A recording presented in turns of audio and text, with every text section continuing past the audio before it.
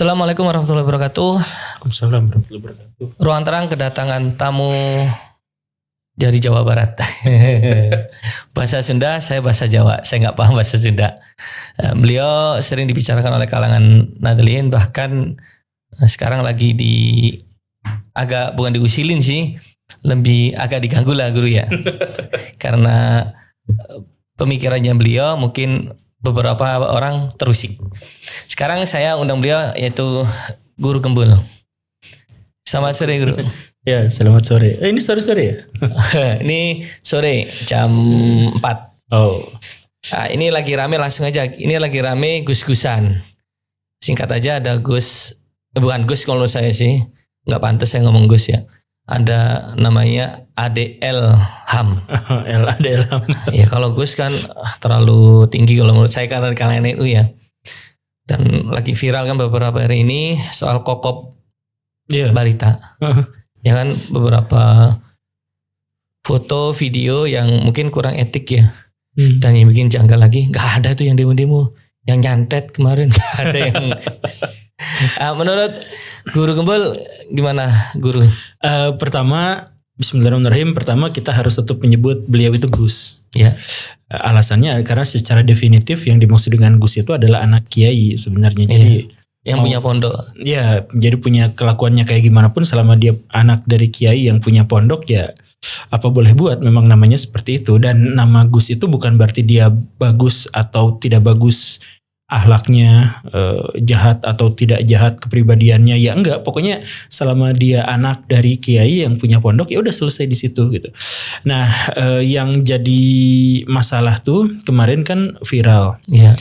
Viral itu karena beliau tuh punya hobi. Jadi bukan cuma sekali ya, berkali-kali. Sering punya hobi, dan kadang-kadang beliau sendiri yang ngambil videonya. Iya, yang vlog ini kan. Nah, yang menunjukkan bahwa masalahnya sebenarnya bukan hanya pada Gus Elham. Masalahnya adalah kebiasaan di lingkungannya, bahwa beliau mencium balita dengan, saya pikir agak kurang baik lah ya. Ekspresinya atau semuanya juga, bahasa tubuhnya juga agak kurang baik. Nah, itu kan sudah berlangsung lama. Betul. Jadi ketika beliau mengatakan saya khilaf, saya yakin itu bukan khilaf, itu sudah menjadi bagian dari kebiasaan, udah dilihat sama banyak orang, dan orang juga sudah menganggap itu adalah sesuatu yang lumrah, sesuatu yang mafhum, ya sudah. Dan dia pun menganggap bahwa itu bukan sesuatu yang jelek, sehingga ya dilakukan aja seperti itu. Jadi di sini masalahnya adalah bukan dia merasa khilaf dengan itu, tetapi lingkungannya yang khilaf, bahwa perilaku seperti itu tuh tidak dianggap sebagai sesuatu yang menjijikkan atau dianggap sebagai sesuatu yang aneh gitu. Kita sekarang melihat itu di media sosial, dan kita merasa ya ampun, ini aneh banget. Ada seorang yang sudah balik, seorang yang masih muda, yang dalam pikiran kita punya hasrat seksual atau apa segala rupa. Kita kan kebayangannya seperti itu gitu. Ke anak perempuan, bayi perempuan seperti itu. Anggap mungkin gemes gitu. Iya. Mungkin. Tapi orang luar, orang medsos gak bisa mentolerir bahwa itu tuh perbuatannya gak benar gitu. Makanya kita harus apresiasi beliau itu minta maaf, dan minta maaf sampai dua kali. Yang keduanya sampai pucat gitu.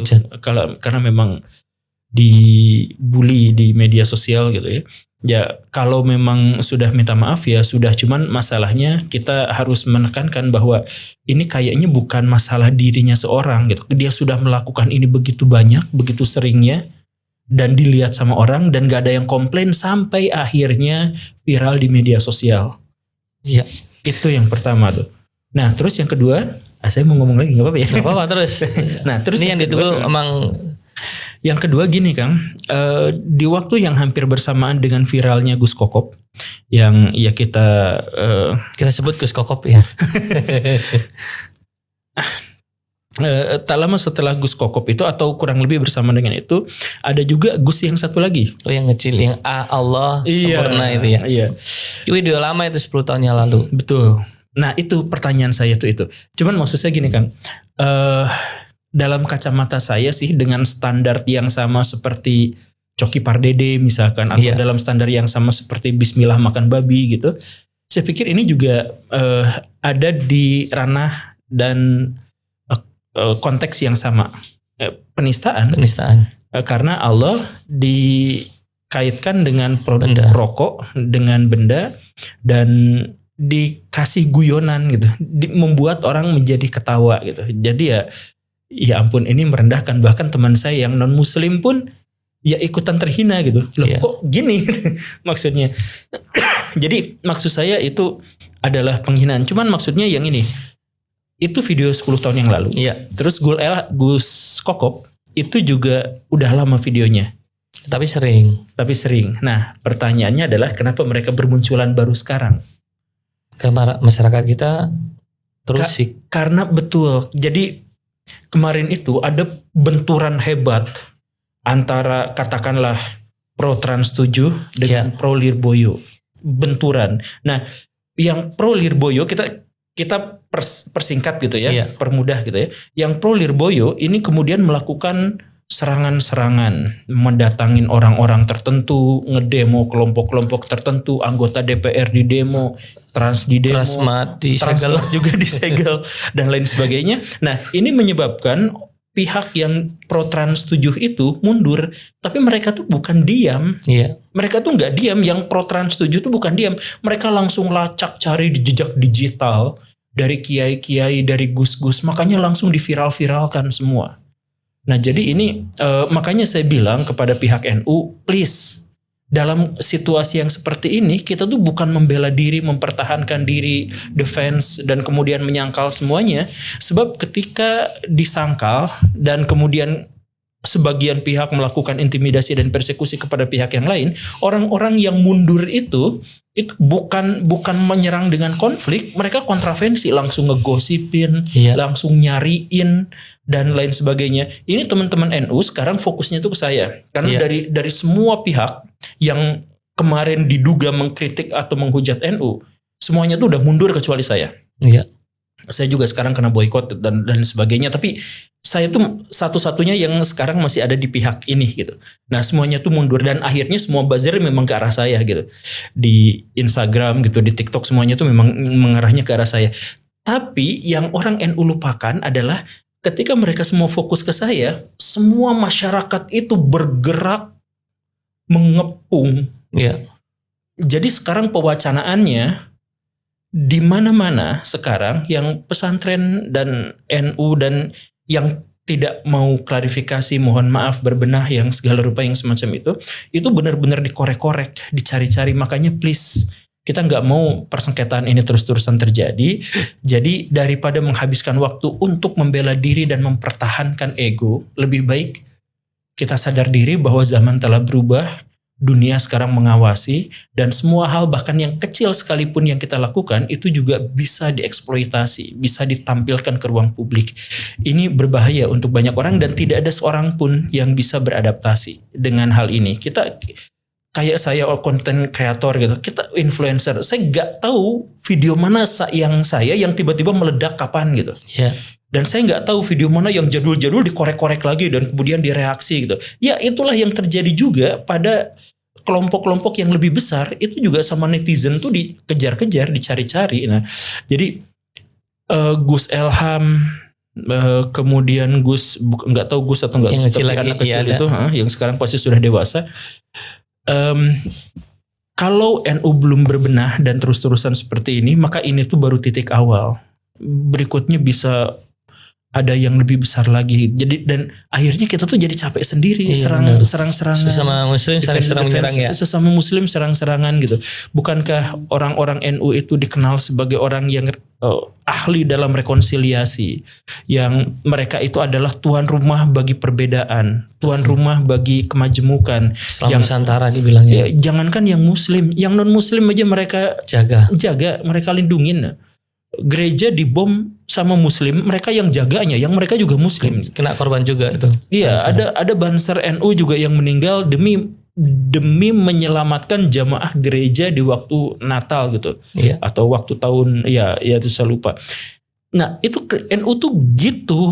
Jadi ketika misal kita melakukan kritik NU jangan gitu tuh bukan berarti kita membenci, tetapi karena ya kita berharap NU tuh seperti dulu lagi. di mana mereka kaya dan penuh dengan orang-orang intelektual, di mana mereka berani, sanggup dan independen, lalu mereka beroposisi terhadap pemerintah, di mana kemudian mereka juga bisa berkolaborasi dengan pemerintah dan menciptakan hasanah kebudayaan yang lebih mapan. Nah, itu kan yang kita harapkan dari NU gitu. Nah, sekarang ketika kita mengkritik, tiba-tiba Anda kan orang luar, Anda nggak ngerti. Ya kan sekarang kebanyakan kayak gitu kan. Karena nggak mondok. Nah, misalkan begini ya, saya kasih penjelasan sederhananya begini. Pesantren itu milik umat. Iya. Makanya kalau mau ngebangun pesantren, mereka minta sumbangan keluar. Iya. Mereka minta hibah dari pemerintah. Tidak semua walaupun itu. Tidak semua tentu saja ya, kita inilah tidak semua. Tapi setidaknya yang kemarin ketika bangunannya rubuh, APBN masuk. Nah, artinya apa? Itu milik umat, milik bersama. Jadi kalau umat mengkritik, kok malah disebut orang luar? Ketika minta sumbangan mereka ngambil dari mana-mana, tapi ketika ada masalah tiba-tiba kamu orang luar, jangan ini. Jadi jangan gitu. Sekali lagi ini demi kebaikan bersama. Ini teman saya yang di sini juga NU. Dan saya, kalau teman-teman boleh lihat, dulu saya pernah diskusi sama beliau. Viralnya minggu ini kemarin, Guru, ada potongan yang soal saya NU-nya naik ke guru pernah mondok, kan guru jawab tuh ya kan, nggak pernah sekolah madrasah, nggak pernah belajar, nggak pernah. Nah, guru jelasin, cuma kan dipotong sampai situ tuh. Iya. Tapi orang kan berasumsi mana, padahal ya saya beberapa kali juga tidak pro sama guru gembul, cuma kita nggak ada masalah. Saya undang beliau datang, ya kita sama-sama tukar pikiran dan kita punya keahlian masing-masing, kita duduk kita bersama. Tuh mustahil selalu sama, kita tuh berbeda gitu. Nah, tapi kalau kita untuk nyari kerjasama aja kita tuh harus sama, ya kapan kita bisa kerjasama? Lah ngapain kerjasama? Kan nggak perlu kerjasama. Jadi kita tuh berbeda-beda. Nah, cuman ya itu. Nah, potong video saya framing, potong reaction framing, ya gitu aja terus-terusan. Tapi sekali lagi ya, zaman berubah, beradaptasilah sebelum terlambat begitu ya. Nah, jadi fenomena gus-gusan di sini jangan dilihat hanya pada Gus itu, tetapi kenapa sudah lama Gus itu melakukan itu? Didiamkan dan diundang. Kenapa Gus itu ngomongin soal rokok dan menghubungkannya dengan lafaz Allah dan kemudian diketawain dan dianggap benar gitu. Nah, siapa yang menganggap benar dan siapa yang melakukan pembiaran, itulah yang harusnya beradaptasi dan mulai sadar diri bahwa ya kayaknya kita memang melakukan sesuatu yang berlebihan. Gitu. Ini langsung aja Bro. Ada beberapa respon dari Nadlian, kebetulan dari Rais Am PBNU. Dari Rais Am PBNU Gram, lihat kelakuan Gus Ilham, minta aparat bertindak. Ini dari Rais Am, petingginya NU. Iya. Dia minta polisi jemput bola karena sudah bikin gaduh. Kedua dari mantan menteri Bu Susi. Bu Susi minta desak Kapolri tangkap Gus Ilham. Karena kalau nggak di efek jerah gini, nanti ada lagi Gus Kokop lagi kayak gitu kan, ditakutkan. Yang kemarin aman tuh. Kalau misal nggak ada efek jerah ya, misal gitu. Misal Gus ini nggak ada tindakan dari kepolisian. Nanti ada lagi, muncul lagi tuh pasti tuh. Ada muncul lagi ya, orang kan masih nggak mau lah, kemarin aman. Kalau yang ini nggak ada demo, yang ini nggak ngerasa bersalah, nggak itu. Sebenarnya sebelum kayak gini nih, sebulan yang lalu lah Guru. Saya ada beberapa teman, Guru tahu sendiri saya orang NU. Ada beberapa teman guru saya, ada Lora Ismail. Dia udah negor si Gus ini. Gus Kokop ini udah ditegor. Dibikin story sama dia, dibikin malang hina balik si Lora Ismail yang bahasanya bergamis juga belum tentu bersih, bisa jadi dia pendosa juga. Ini nyindir Lora Ismail. Terus ada lagi teman saya guru saya juga, saya sering sama beliau, Gus Ajir Ubaidillah. Dia juga komentar di salah satu konten beliau, suruh memperbaiki cara dakwahnya. Gak diabaikan, gurunya pun nasihati diabaikan. Sekarang barunya nih, sekarang udah dampaknya boleh bilang ya. Teman yang sependakwah beliau masih muda menasihati diabaikan, gurunya aja menasihatinya tidak digubris, ya sekarang dinasihati oleh seluruh rakyat Indonesia. Mungkin bisa jadi ini kalau menurut Gugem gimana? Baiknya kepolisian perlu nggak polisi turun tangan untuk biar tidak terjadi gus kokop lagi seperti itu ke depan. Ini kalau misal berbicara dalam konteks legal ya. Ya. Kalau anak-anak perempuan itu punya orang tua yang merasa keberatan, itu bisa masuk ke delik polisi. Tapi di statementnya situ orang tua senang-senang aja, malah senang. Nah kalau gitu nggak bisa dipidanakan. Tapi kalau udah bikin gangguan stabilitas negara bisa bikin kericuan. Itu delik karet gitu ya. Jadi mengganggu stabilitas itu kan. Mengganggu stabilitas itu maksudnya kayak gimana gitu kan, juga nggak Pak Jokowi, Pak Prabowo itu sering mengganggu stabilitas negara gitu dalam hal mengeluarkan pernyataan atau kebijakan-kebijakan. Nah jadi itu sebenarnya ini. Tapi pada dasarnya sih kalau dipidanakan itu juga tidak menyelesaikan masalah gitu. Yang setidaknya sekarang mereka tuh sudah tahu bahwa opini publik, wacana nasional itu sudah tidak berpihak pada mereka, dan gus-gusan itu sekarang sudah tidak mempan lagi. Dulu kita kenal Gus itu memang positif, karismatik. Gus Dur. Ya, Gus Dur itu kan karismatik gitu. Betul. Ya. Nah, ketika dia dihujat juga ada pasukan berani matinya gitu. Kemudian ada Gus Baha itu juga karismatik. Nah, tapi selain dua Gus itu, Gus mana lagi yang dikenal oleh nasional dan memiliki reputasi dan kredibilitas yang baik? Gus Yassin, Wagub Jateng. Gus Yassin.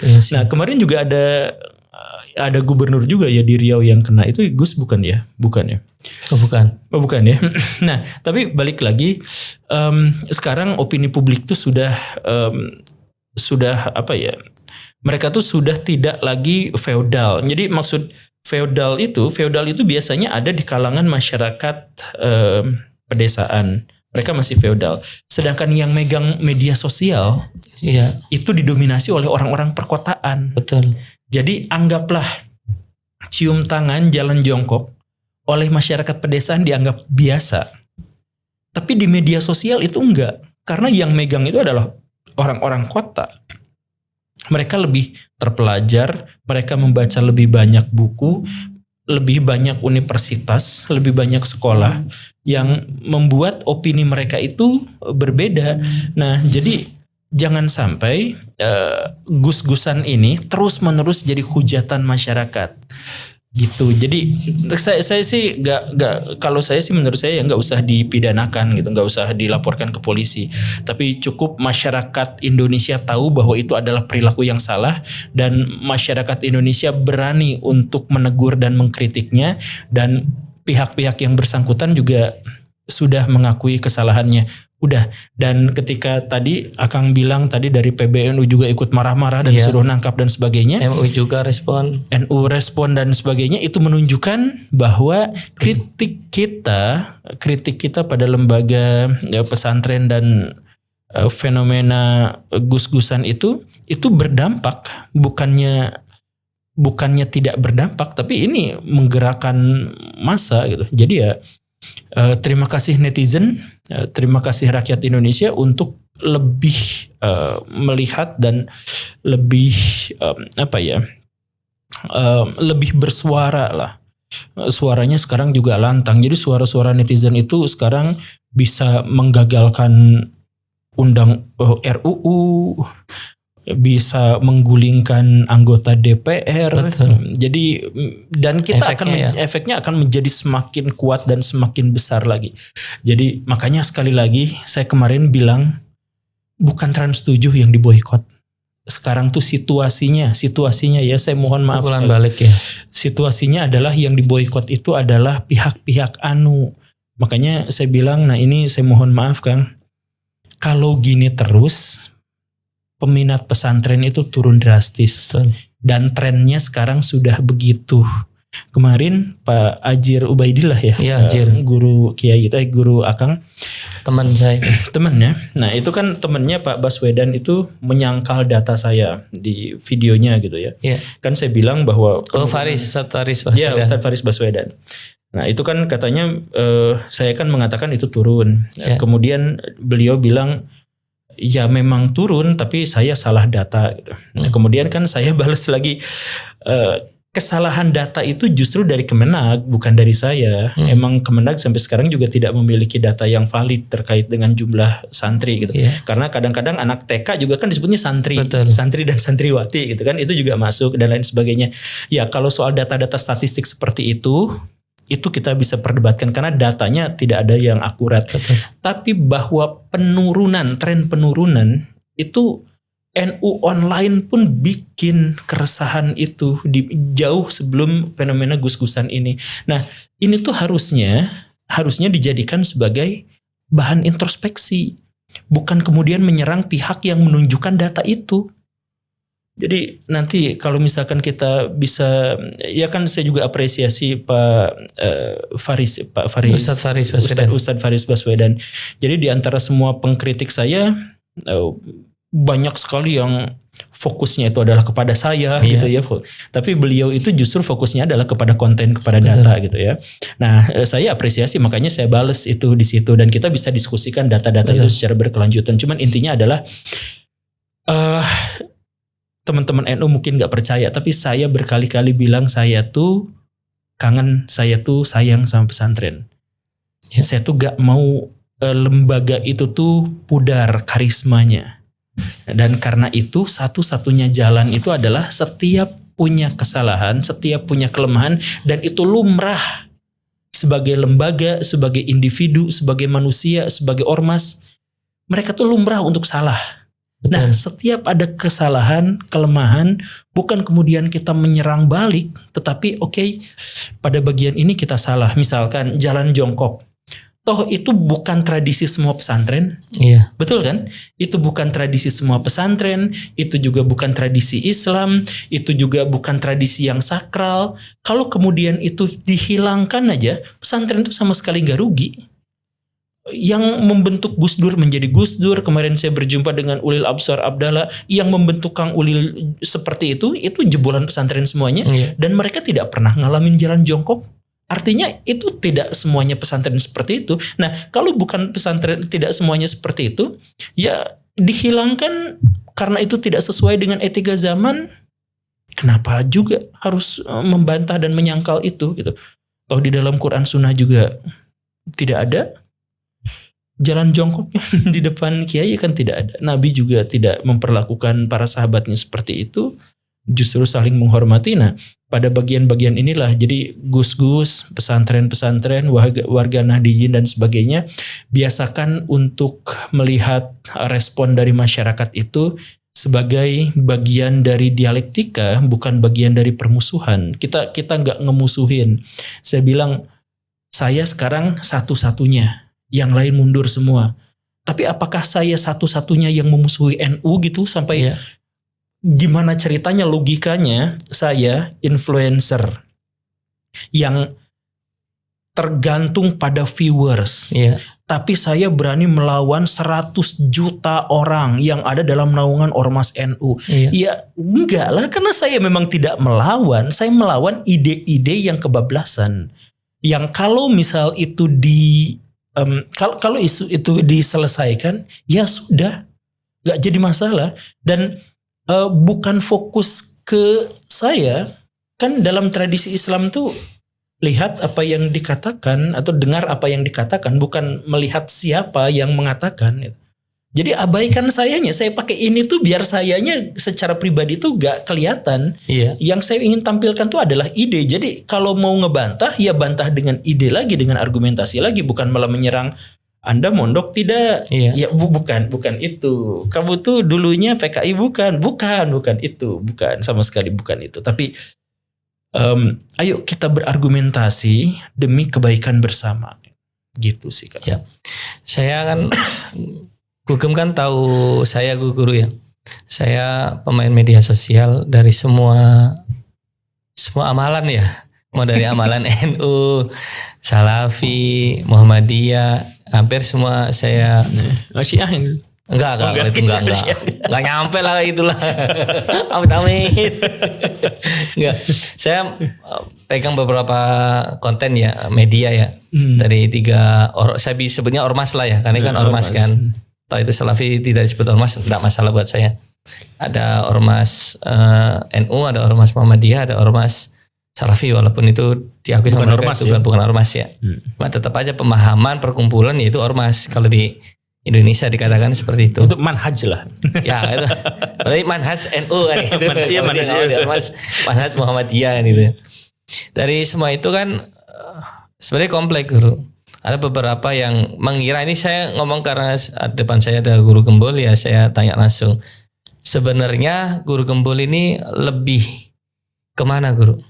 Kalau tadi yang guru nanya, Kang sebenarnya Kang ini NU apa Salafi Kang gitu kan? Enggak, kalau saya nggak berafiliasi. Karena kan orang-orang juga udah tahu saya nggak berafiliasi dengan kelompok manapun. Tidak liberal, tidak radikal, tidak NU, tidak Persis, tidak Muhammadiyah. Istri saya sekolah di Muhammadiyah, kuliah di Muhammadiyah. Mertua saya pecinta habaib dan ziarah muter-muter. Wali Songo. Iya, Wali Songo. Kemudian ibu saya dan kerabat semuanya itu NU banget.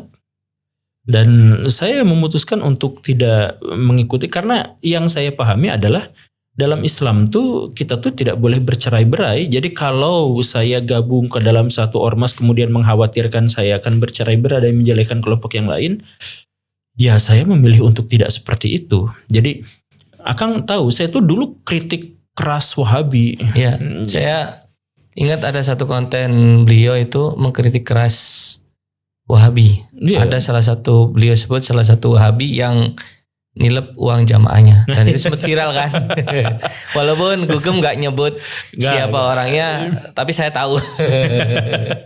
Itu ada, itu besar, sampai kalau itu kebongkar ya bisa jadi seantero bakalan rame saling serang menyerang itu. Ya kita sama-sama tahu, cuman kita nggak bisa melakukan pembuktian kan. Betul. Jadi karena itu kita nggak akan sebut. Cuman maksudnya kita tuh kritik itu, dan kita kritik orang-orang salaf yang tahu kejadian itu tetapi bungkam gara-gara ya, ini kan demi biar aib tidak keluar, ini dakwah. Kalau misalkan udah urusan publik itu bukan aib. Betul. Nah ini orang-orang salaf, orang-orang Wahabi juga kadang-kadang kan kita harus kritik pada bagian itu. Jadi dosa-dosa publik itu namanya kalau kita bicarakan itu bukan aib. Kalau ada seseorang memperkosa yang lain, nah itu tuh bukan aib. Kalau satu orang melakukan perzinahan suka sama suka itu aib. Iya. Tapi kalau misalkan memperkosa, salah satu ada yang dikorbankan, kemudian marah-marah dan sebagainya, merasa dilecehkan, ya itu berarti itu adalah dosa publik. Nah dosa publik itu harus dibongkar. Iya. Korupsi jamaah haji itu harus dibongkar. Betul. Gus, Lu ketawa ngapain ketawa? ada Gus lagi itu saya Ketawa sebut lagi. gak enak banget dia. Gus Yakut itu kan katanya sekarang lagi dikejar-kejar KPK juga gara-gara masalah itu. Nah itu bongkar. Biar statusnya tidak jadi bahan pembicaraan ya. Iya. Biar tidak tendensius ke Betul. salah satu ormas. Betul. Nah karena saya juga jadi korbannya itu. Emang Iya kan saya antri ya? Iya antri. Sama kayak saya. Saya kayak mendadak baru saya itu kan ya. Ya udah daftar haji. Nah, kan panjang kan? Betul, saya 17 tahun. Sekarang 19 tahun. Nah, yang itu kan saya juga jadi korban. Nah, ya wajar kalau misalkan saya mau ke tanah suci doang aja nunggunya harus begitu lama, udah gitu dibatalin lagi gara-gara dicomot ininya gitu. Nah, jadi itu kan dosa publik, itu bukan hal yang aib, itu bongkar aja. Dan sekali lagi, ketika saya mengatakan seperti ini bukan berarti saya marah atau kritik atau tidak suka pada orang-orang Wahabi atau orang yang ngaku salaf atau muwahidun atau apa segala rupa, ya enggak gitu juga. Ini sahabat saya itu, sahabat paling dekat saya itu, yang saya titipin semua amanah saya itu ya orang salafi, orang Wahabi itu. Dan kita tuh diskusi B aja gitu. Yang paling penting tuh bahwa kita tuh nyerangnya tuh pada ide, Betul. bukan pada pribadi. Akang beda pendapat kan sama saya kan. Nah tapi kita serang argumentasinya, bukan serang orangnya kan. Kita bisa aja bergaul. Kayak kemarin saya dengan Gus Ulil misalkan, ya kan kita nggak bahas tentang Gus Ulil tuh sebenarnya ya kan nggak gitu. Wah, korupsi itu diperbolehkan. Kalau beliau kan itu kan asal maslahatnya suap. Suap hasanah. Suap hasanah. Nah, itu sempat viral juga suap hasanah. Ya walaupun saya agak pusing karena kan Gugem kan tahu kan, mungkin teman-teman saya kan rata-rata kan orang anti korupsi semua. Kalau dikatakan suap hasanah mereka juga bingung tuh. Saya nanya kan, Pak ada istilah suap hasanah nggak di KPK? Bisa didefinisikan nggak pemahaman ke saya? Saya itu bingung itu kosakata dari mana tuh gitu dia. Kalau kayak gitu yang ada pejabat semua korupsi dengan dalih suap hasanah tadi itu kan. Demi kebaikan umat masyarakat. Namanya suap pasti niatnya udah jelek gitu loh. Capainya beliau gitu kan. Walaupun diembel-embelin hasanah ya tetap aja. Iya. Niatnya udah mesranya udah niatnya jelek. Kembali lagi ke Gus Kokop guru. Nah ini kan bisa jadi kan guru tadi jelasin ini bagian daripada pukulan balik dari kita nggak nyebut Trans 7 yang pukul balik ya bisa jadi orang-orang yang ngerasa gergetan gitu loh. Iya. Karena mereka berlebihan meresponnya sedangkan ini kan media sosial kan ranah publik. Iya. Semua orang bisa berkomentar, bisa mengeluarkan statement mau A B C D. Nah, sekarang ada lagi serangan balik ke pihak Nadliyin ya boleh dibilang gitu kan. Gus-gusan tadi itu kan yang dampaknya semasif itu kan semedia sosial itu. Bisa jadi nanti kan bakalan ada lagi Gus Kokop lagi bisa jadi. Ya bakal diviralin lagi yang lain-lain juga. Contoh-contoh yang potensial masuk potensial. Enggak, kita kan Gus Elham juga sebelumnya nggak dikenal kan, anak ya dia dikenal karena media sosial, maka dia karena ketika dia dipunishment karena media sosial ya harusnya terima dong. Lu terkenal karena media sosial karena gaya, makanya saya sekarang agak aneh. Banyak ustadz muda-muda nggak ngomong kitab, nggak ngomong tentang hukum ibadah kewajiban, yang ada kata-kata mutiara percintaan dan itu berbayar di hotel dia mah ballroom VIP 1 juta duduk depan yang kaya, yang miskin di belakang tembok karena nggak mampu bayar. Saya agak gudeg-gudeg sejak kapan kita belajar agama ada VIP bayar di depan, yang miskin di luar tembok ya kan nggak mampu. Dan itu temanya apa? Percintaan. Nah, tentang rumah tangga, kerumusan rumah tangga, aib orang dibuka di situ. Kita nggak benci cara dakwahnya, cuma kan kasihan orang-orang yang dibongkar itu, yang dibongkar. Gitu. Dan itu masalah berikutnya. Masalah berikutnya adalah gini, kalau saya ngebahas agama, mereka komplain. Iya. Kalau orang-orang yang ngaku beragama itu bahas sains, mereka boleh. Jadi kita gak boleh masuk karena dianggap lompat pagar, tetapi mereka kadang-kadang bahas psikologi percintaan, bahas pernikahan, bahas sains, memahami Big Bang itu, mereka masuk semuanya ke ranah itu. Nah, jadi mereka boleh, tapi kalau ada orang yang melakukan hal yang sebaliknya, kok nggak boleh? Benar-benar. Nah jadi ya ini juga sebenarnya adalah kritik, maksudnya adalah semua orang boleh berbicara tentang semua hal asal ada pertanggungjawabannya gitu, dan ada ada pertanggungjawaban akademisnya lah gitu. Kalau tidak ada seperti itu ya opini, dan opini itu boleh nggak diterima sama orang lain? Boleh. Tidak diterima juga boleh. Tapi yang nerima maupun yang tidak nerima gak usah berdebat soal opini. Benar.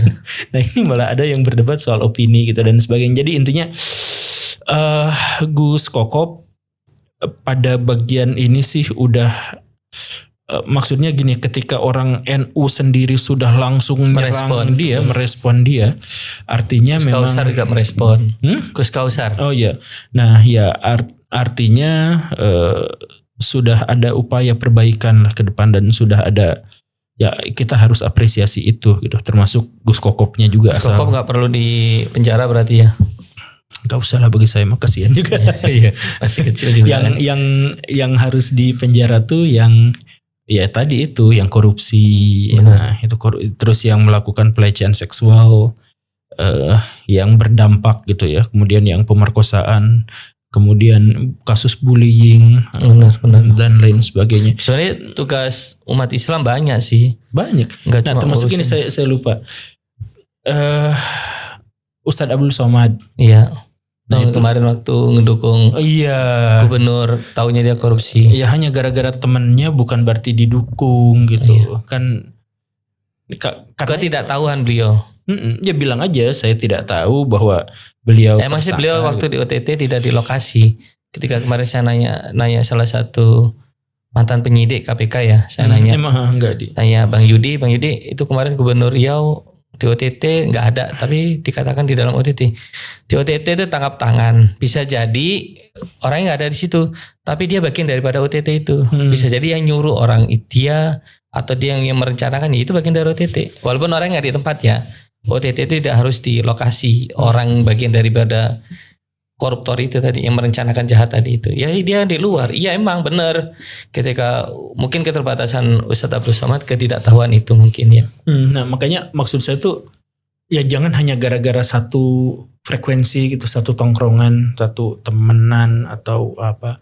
Ya kemudian membela dalam hal yang tidak baik gitu. Masalah utamanya, masalah terbesarnya adalah Ustadz Abdul Somad itu adalah representasi dari dakwah. Betul. Jadi kalau juru dakwahnya ketahuan gini, ya ini orang-orang masyarakat udah semakin menjauh, dan orang yang menjauh dari dakwah tuh berbahaya kan. Benar-benar. Oke lah Kang, kita nanti satu hari kita bikin sebuah gerakan lah. Boleh. Saya terima kasih Guru. Saya sih sebagai orang pemain media sosial ya, menurut saya ada potensial ke depan yang mungkin teman-teman di kalangan Adliyin harus hati-hati. Potensi yang akan bisa besar itu satu, sholawatan yang campur-campur itu, yang khalwat, yang laki perempuan jadi satu itu. Dan yang pakai lampu-lampu. Yang pakai lampu-lampu pakai itu bisa jadi itu jadi pukulan lagi nanti, karena potensi besar itu dipermasalahkan di kalangan. Akan jadi karena perkumpulan kan banyak orang-orang yang nggak ngesut di situnya, lebih ke di belakangnya, yang orang mungkin niatnya nyari, ada yang sholawat, mungkin ada yang cari pasangan, bisa jadi kan gitu kan. Dan campur itu kan jadi iya, bisa. Kan yang liranya cantik, yang ada yang joget yang goyang-goyangnya menimbulkan syahwat, ya itu bisa jadi pukulan. Mungkin kalau hal itu sholawat silahkan bagi dua aja, laki perempuan terpisahkan gitu. Ya syukur-syukur ya nggak sampai malam biar nggak ganggu orang lain kan gitu kan. Di ruang tertutup tanpa mengganggu orang lain. Kita juga bersolawat, cuma kan kalau sampai mengganggu orang lain, kasihan orang pulang kerja kecapean, macet-macetan. Itu sampai ada biduan dangdut diajakin. Ya itu karena DJ. tugas-tugas kita sih masih sibuk dengan urusan khilafiyah, masih sibuk salah menyalahkan. Sedangkan banyak umat Islam itu yang tidak terpahamkan dengan hukum Islam itu. Kita masih fokus, ini salah, ini biar lo kafir, ini itu, saling serang menyerang argumen. Sedangkan kemaksiatannya kita abaikan. Kemaksiatannya diabaikan. Ini orang, lu pezina, tidak dikatakan kafir pezina ini, ya kan? Ketika kita pahamannya beda, lo kafir masuk neraka. Lah ini berarti lebih baik pezina dong. Pezina nggak jadi orang kafir. Cuma dikatakan berdosa, lu nggak bilang dia orang kafir, dia hanya berdosa. Tapi kita yang pemahaman mungkin nggak sama, kita bilang kafir, lu ahli neraka, udah bukan bagian dari umat Nabi. Lah ini ada yang pezina, ini orang yang berdosa ini kan nggak ada di saat nasihat itu, disentuh pun nggak ada. Betul. Malah mereka terabaikan, malah mereka menikmatin. Yang benar yang mana? Terima kasih Guru, semoga ini menjadi pemahaman yang bagus. Intinya tadi udah jelasin, saya udah tanya ke beliau saya tanya, Guru, beliau ini NU apa ormas? Ternyata bilang saya tidak terafiliasi semua organisasi mau pemahaman manapun. Dia menjelaskan bahkan orang tuanya itu beda-beda ya. Ada pencinta habaib, ada yang keliling Wali Songo berziarah gitu kan. Tapi ada satu yang mau saya sampaikan di sini. Karena saya pemain media sosial, bisa diingat-ingat kemarin habaib didiskreditkan, dihabisi sehabis-habisnya gitu permasalahan nasab. Yang sekarang masalah perkiaian gitu kan. Ke kiai, ke pesantrennya bukan dihabisin sih istilahnya, benar-benar dihujat se-Indonesia Raya orang pemakai media sosial ya.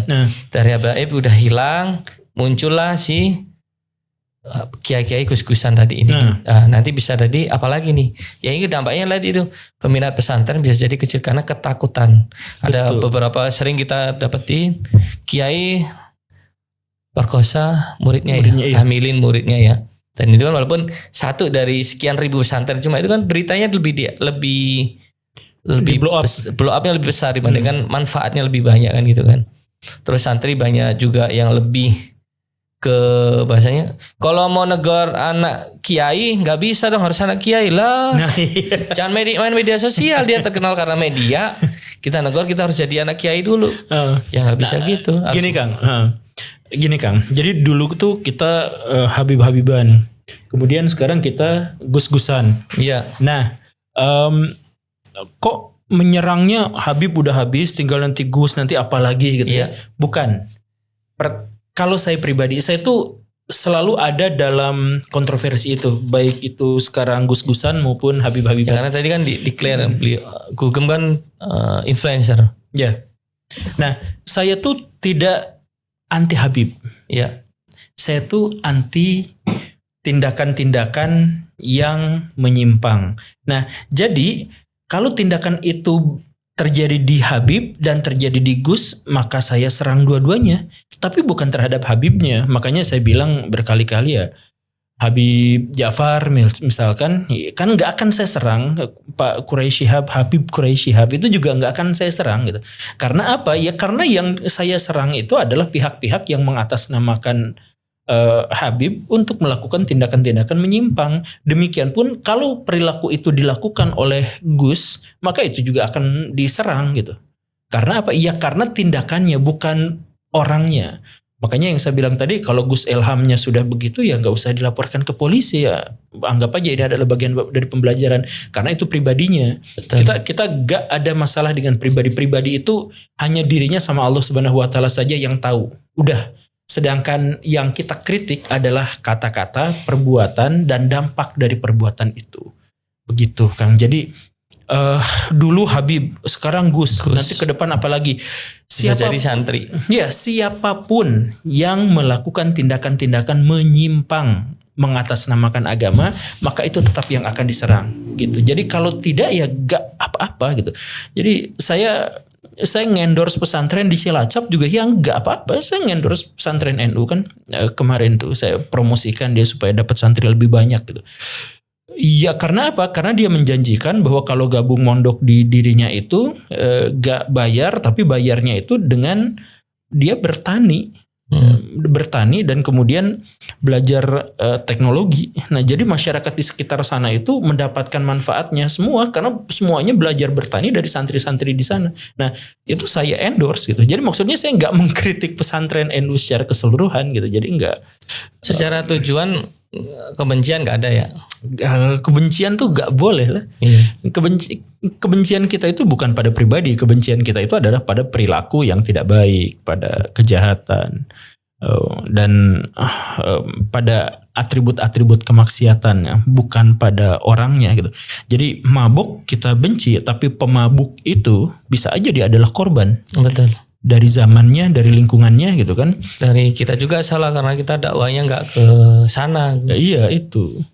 Nah, pada bagian itu juga adalah Gus Miftah yang kita olok-olok itu punya poin yang lebih banyak. Betul. Karena dia yang masuk ke situ gitu. Ya begitulah kurang lebihnya. Oke, terima kasih. Itulah penalaran Guru Gembul yang setiap orang punya pro kontra ya. Ada pengikutnya beliau juga ada pengikut. Itu wajar. Waktu video lama saya sama Guru Gembul ya, saya dibully ya, saya apa-apa, emang kita gak ada masalah. Kita pembeda pendapat ya karena saya adu argumen karena saya dulu pernah mondok di pondok gratis di pondok pesantrennya kebetulan Abah biasa cuma punya perasaan sebagai murid ya, saya membela kehormatan guru saya. Saya dibully. Saya baca sih ketawa sih nggak ada itu sih. Tapi ada kita nggak musuhan, kita nggak ada musuh sama sekali sama Gugem.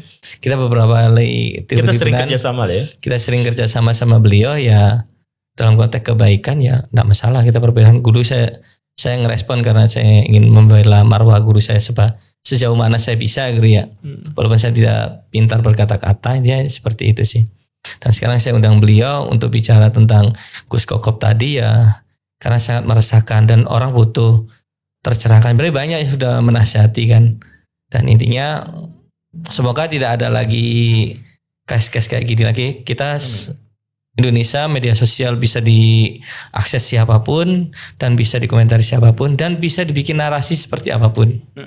Maka berhati-hatilah untuk yang pemain media sosial. Baik itu pendakwah yang baru muncul di media. Sekarang banyak orang-orang yang baru punya pengikut. Ngomong agama. Ngasih motivasi. Ya gitu. Oke. Terima kasih. Assalamualaikum warahmatullahi wabarakatuh.